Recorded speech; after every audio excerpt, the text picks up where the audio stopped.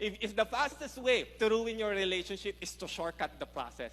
If you shortcut the process, linaktawan mo, getting to know stage pa lang. Oh. Kung ano-ano na ginawa nyo. Hindi mo reserve ang iyong dignity at iyong purity. You compromise, masisira ang relasyon nyo. Don't shortcut the process. Get involved in the process, magpaturo, magpa-guide. If you want God's best for your relationship, learn to submit. Gusto nyo pong mapaganda ang relationship nyo?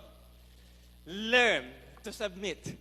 Sa mga singles, kung ngayon pala, hindi po kayo nagpapasubmit sa magulang nyo at ino-honor ang magulang nyo, hindi nyo po kakayanin ang married life. Bakit? Because the greatest challenge of married life is not being together, but being one. You could be together, yes, married yon. Magka-partner kayo.